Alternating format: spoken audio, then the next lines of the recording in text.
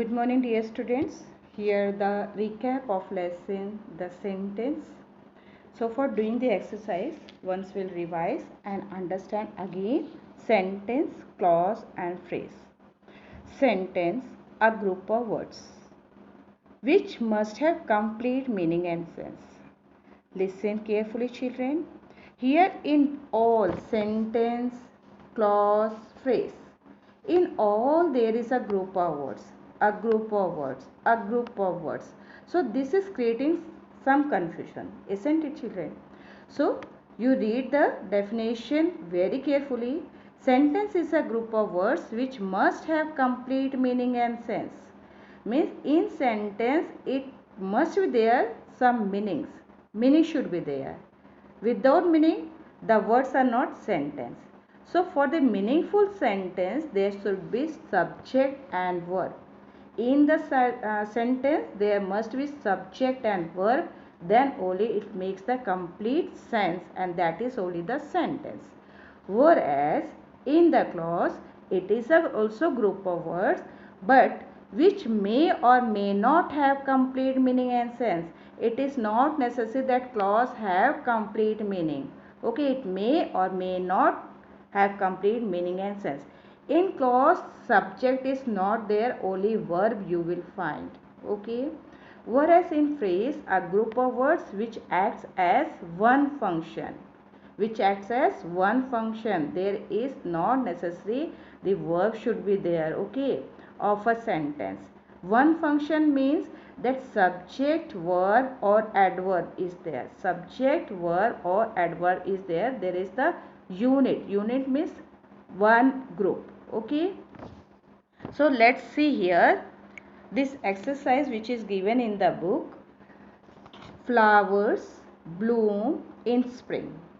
Flowers bloom in spring.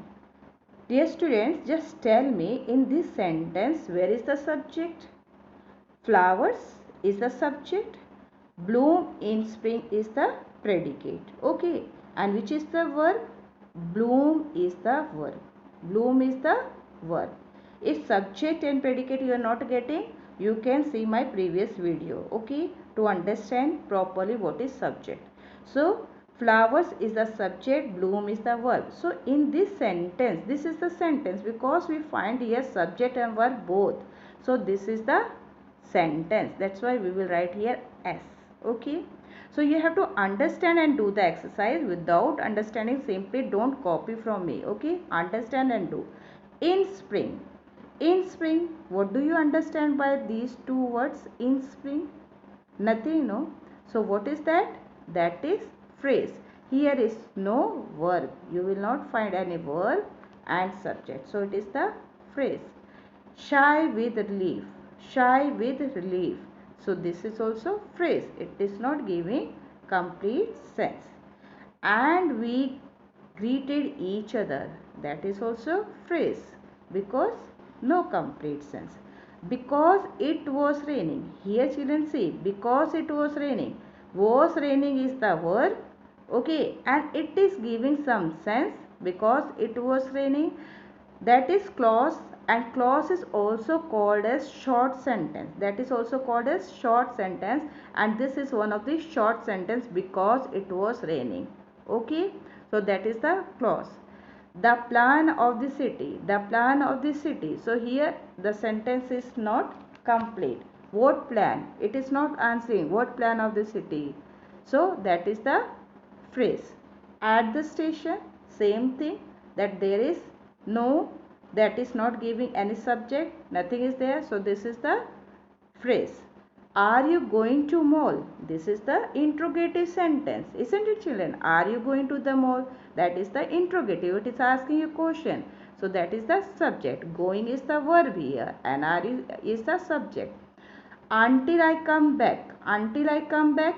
So here until I come back. If I add before this sentence that you have to wait until I come back. You have to wait here until I come back. So it will give the complete sense. So until I come back is the one of the short sentence and that is the clause.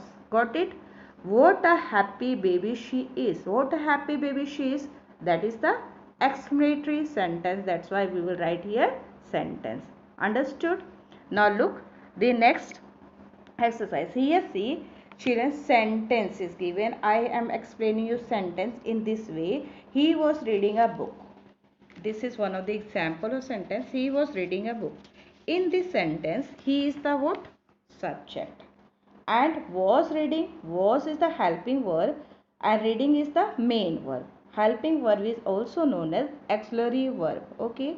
So here you can find was reading is the verb and a book is the object. Clear? So he was reading a book. This is the one of the sentence which is giving the complete sense. Okay. But with this sentence, if we write when I entered, he was reading a book. So here what you find, here you find two clauses. When I entered is the one clause, that is the short sentence, and he was reading a book, this is the another clause. Okay. So here what children, if it is written he was reading a book, these words, then only it is giving the sense.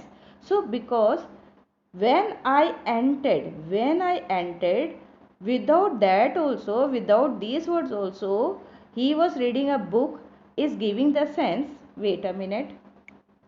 If we will not read these sentences, will not read these words, okay, we are reading only he was reading a book, so it is giving the sense. Okay.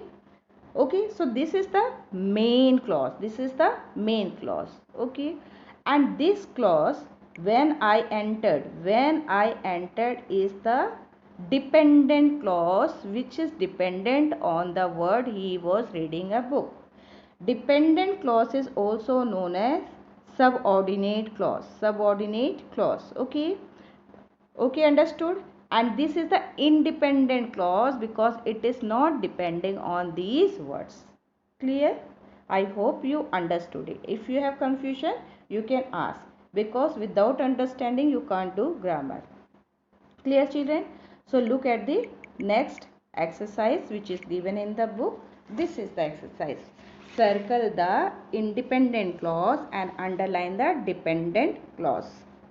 First sentence is this is the house where my father was born. This is the house where my father was born. So in this sentence, if you are not reading these words where my father was born, if you just cut it, don't say this is the house, it is giving some sense, no? This is the short sentence. Okay, this is the house. So that is what? That is independent. So you have to circle these words. That is the independent. Okay. Where my father was born, that is the dependent. And dependent clause is also known as what? Subordinate clause. Okay. And other one is independent clause. Similarly, God helps those who help themselves. God helps is the independent clause and those who help themselves is the dependent clause. This way you have to complete this exercise. Understand and do it. Don't copy it. Okay. B part. Question B. Add suitable words to complete these phrases and clauses and form sentence. So first one is done. In spring. In spring. So what you have to do? Add suitable words to complete these phrases. In spring is the phrase. In spring is the phrase. So you have to add suitable words. So what you can add? Flowers blossom in spring. So flower blossom in spring. Now it is the complete and it makes the sentence. Second, that is already done. So I will make for you third one. Before she went to bed. Third one. Before she went to bed. So you can write in this way. She washed her face before she went to bed. She washed her face before she went to bed. Clear, children? So you understand and do it. Okay. Thank you, children.